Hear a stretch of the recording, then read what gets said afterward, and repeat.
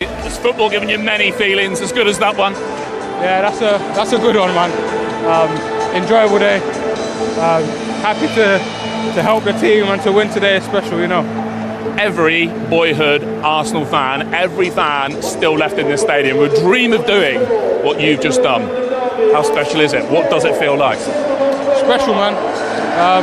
I'm grateful again, man. That's what I prayed for. I prayed for it today, man, a hat-trick, and I got it today, so I'm grateful to God, man. Did you have that feeling today? I saw you at the end, I saw you after your hat-trick goal, kind of pointing to the sky. Did you have that sense today that someone had a plan for you, someone was looking down at you? That was the prayer today. A hat-trick, and God gave it to me, so delivered. Again, that's faith, man. And I know you're all Arsenal, your family, and I believe you're over there by that over and over again sign, so who else is here from the Eze family to enjoy that? All my family's here, man, again, so it makes it even more special today in front of them. And of course, had the summer worked out differently, you could have had a different shirt on today. Let's not speak about that. I thought you might say that. Pick of the goals. They're all good, man. I don't know. Maybe the second one, man. That was my favourite. Why? Just the timing of it was just the right time, and yeah, man. Honestly, it's a special. All of them are good for me because I know that I've been working on it, the process to get in those positions. So yeah, it's worked out. First senior hat-trick as well, I think. Yeah, it is. Again, two quite a few times. Not a bad time to get the hat-trick. Yeah, special, man. As I said, no words can't explain this one today, man. Well done. Look, you're the player of the match as well. First Arsenal player to score a hat-trick against Tottenham in nearly 50 years. Player of the match. There's a little match ball down there under your foot, so the old mantelpiece is going to be a bit more packed. Well done. Not bad, man. Thank you very much. Well appreciate it. Cheers, man. Eze says that he prayed for a hat-trick today, and this is what all of that means with one game left to go in this match week. Wolves still with just 2 points from their opening games, and then it starts to get a bit congested. Leeds stay inside the bottom three. They kicked off today for the first time inside the relegation places, and they end the day there as well with 11 points level with West Ham. Into the top half of the table, where defeat for Tottenham means they are in 9th place. That coupled with Aston Villa's win that sends them into the top 4. There you go, above Crystal Palace. They're just behind Manchester City, Chelsea and now Arsenal, who extend their lead to 6 points at the top of the table. And after 12 games, their goal difference is at plus 18. Also a busy night of NFL to come as well. Chicago Bears quarterback Caleb Williams is waiting to tell us about it with Jason Bell. Yeah, it was fantastic. And I must be honest, I think in the summer when Arsenal signed him and I had my Liverpool hat on and I looked at the signings Arsenal made, and besides Gyökeres, it felt like a lot of them were to strengthen the squad, really.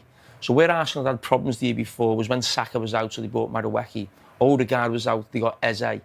One of the centre-backs was missing, so they got a couple of centre-backs. It was only really Gyökeres who felt like he was going to go into the team. And if I'm being honest, I think if Havertz was 100% fit, Havertz would probably be the centre-forward in this team, I think. So when Eze came in, I thought, OK, maybe it's not a game changer. And Les knows him a lot better than me. He still said earlier on in the show, there's still more to come. But then we've still seen some of his highlights this season. There were still a few great goals in there, and then he goes and scores a hat-trick. So, apologies. I think I've certainly undervalued the importance that signing was, because he looks like he could make the real difference for Arsenal this season and go on and win the title. And apart from the sort of skill in scoring the goals and his overall contribution to the game, the composure, Thierry, was admirable from Eze. Well, if you looked at Palace before, you would have seen that composure. You know he has that composure. He's calm. The way he speaks is the same way. But what I like with him is the way he, in the game today, he finds a way to be in and around the box, especially on one of the goals. You will see he pulls away from everybody to make sure he can have time to execute, and we all know he can finish. I know he's with us now, but when you look at him at Palace and the way they reposition him under Mateta, suddenly, as a 10, he started to see the game a different way with a guy that can play for him. And obviously today was different because he didn't have a proper 9 with him. But that's why I think it was easier for him to get in the box today, because he didn't have the presence of a 9. He was a 9 at times. Yeah, there was nobody getting in his way. It was him, and he took the goal. Goals certainly last season to compete with Liverpool, but Arsenal in general play didn't create enough. That was a problem for them last season. So no matter who your striker is, if you're not creating chances for him, he's not there to finish. But he's made a difference with that. And even this season, when we go back to very early on, if you go back to the game at Anfield, that was almost like the Arsenal of last season. Very strong defensively, but not really looking like scoring going forward. And I don't know if can't remember exactly. Was Newcastle the next game after that? Or I think Eze came in basically rather than. There was a lot of criticism around Marino playing, I think, at Anfield instead of Eze. Eze comes on late into the game. And then I'm certain Eze plays at Newcastle away. And you just felt like there was a difference. Yeah. And it just feels like his introduction, his signing, which I felt, to be fair, would just be something that would be to sort of back up Odegaard. Odegaard's out at the moment. But as you said before, Odegaard's got a real fight. And you know that I thought differently. I said to myself, first and foremost, he's a 10. And Martin Odegaard will have competition. And as it should be, you would have competition. In your time, in my time, if you have an hour. If you don't score, Kanu comes on, Wilton comes on. At the very beginning, I had to find a space to make sure that I could make myself available and make sure that I could perform for the team. But like I said, for me, he's a 10, and I say it again. How much in terms of that Arsenal overall performance, and how impressive was it, given that we will come to the opposition that Spurs put up later on in the show?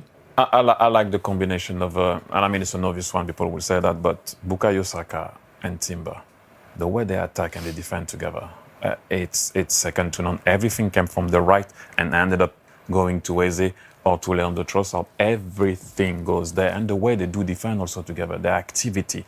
It's like when you see one, you see the other one. Regardless of where they are on the field, that combination is lethal.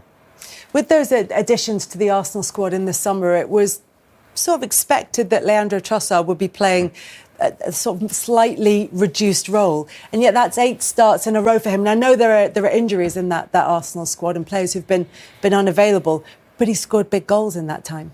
He has. And whenever I looked at Arsenal, I always felt left wing was a real weak area for them. Whether it was sort of that quality like Merino turn around in the stadium and then just pick someone just like that and allow someone to run. That's what he was talking about like how embarrassing the performance of Tottenham was. But you know, I'm not complaining. Since he's come to Arsenal, he's had the handbrake on a little bit. I know there's so much more to come from him. I didn't actually want to see it today, but I did, and he showed what he's capable. And I said, you know, he needs to sort of like embrace it. He needs to come here and say, I'm the man. I've come here to do this. This is what I've come here to do. And we saw it today. He scored a hat-trick. I mean, let's get this right. Arsenal scored 4 goals against, and they didn't get out of third gear. Tottenham were that bad today. It was embarrassing to watch. I was halfway through this game, I was hoping I could go in the box with Michael McIntyre and the rest of them because I didn't want to watch anymore. Do you know what I mean? You can't come to Arsenal and a North London derby and not put everything on the line. I think the manager got his tactics wrong today. He came here to be negative and to sit back and try and hold Arsenal off. And I think that just sent out the wrong message to the players because they just couldn't get out of gear. Arsenal scored the first goal and that was it. Tottenham were done. You knew it was going to be We're going to talk